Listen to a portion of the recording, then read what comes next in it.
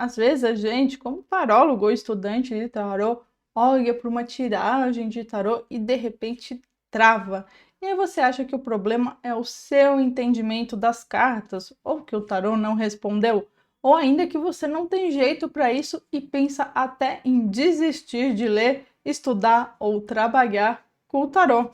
Isso já aconteceu com você? Só que na verdade, na maioria das vezes, quando a leitura trava, o problema não é das cartas, é da maneira que você está conduzindo a leitura. Sejam muito bem-vindos, eu sou a Mariana, terapeuta e professora de tarô, e hoje eu quero te mostrar 3 erros que eu vejo o tempo todo, inclusive em gente que já estuda há um tempo tarô, que deixa a leitura das cartas confusas e sem direção. O primeiro erro é começar a leitura tentando já arrancar uma resposta final, sem ter construído ou desenvolvido o caminho daquela situação com as cartas. A pessoa já chega perguntando: será que vai dar certo? Será que ele volta? Será que eu devo sair desse trabalho?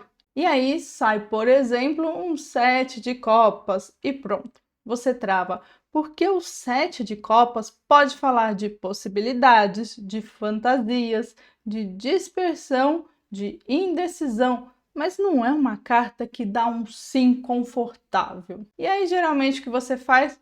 Você puxa mais uma carta, e mais uma, e mais uma, e a leitura vai virando uma espécie de labirinto. Mas corrigir isso é muito simples e muda tudo.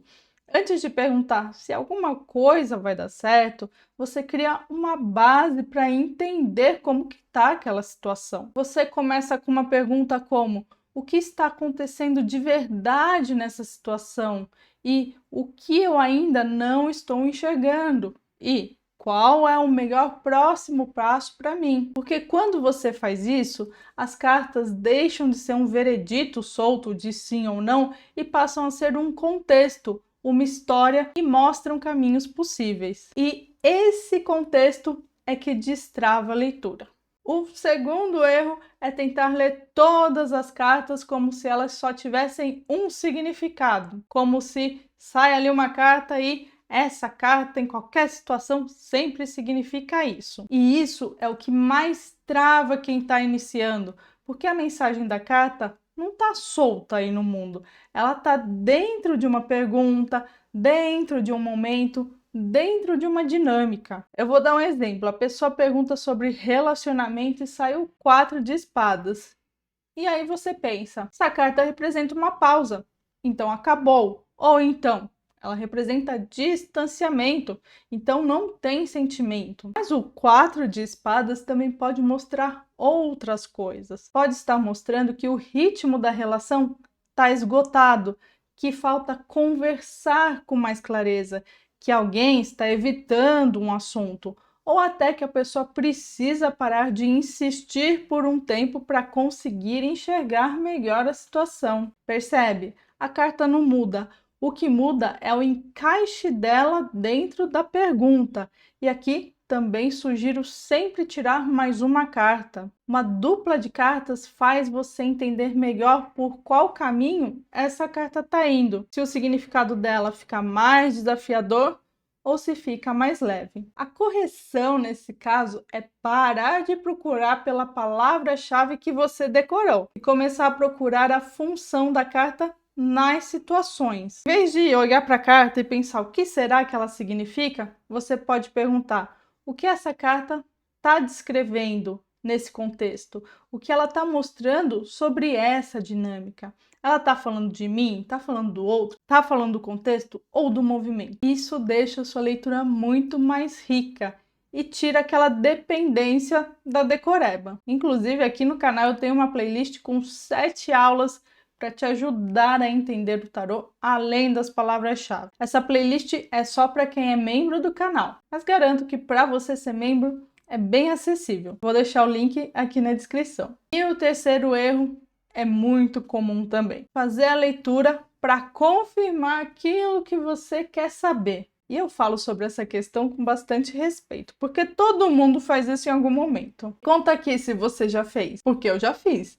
E é por isso também que eu sei que não dá certo. Você tá ansiosa e tira uma carta, aí você não gosta. Aí você muda a pergunta, mas ainda para ter a resposta que você quer, e tira outra carta. E você também não gosta da resposta dessa carta.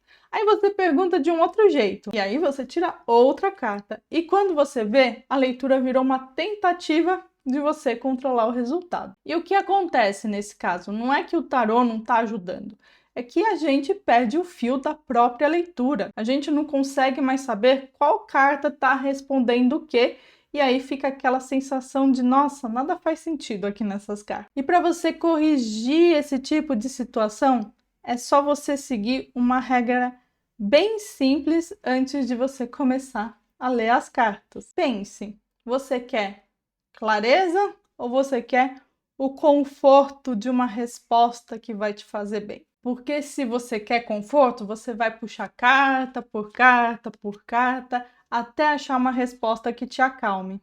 E isso não é leitura, é ansiedade com o baralho na mão. Agora, se você quer clareza, você faz diferente.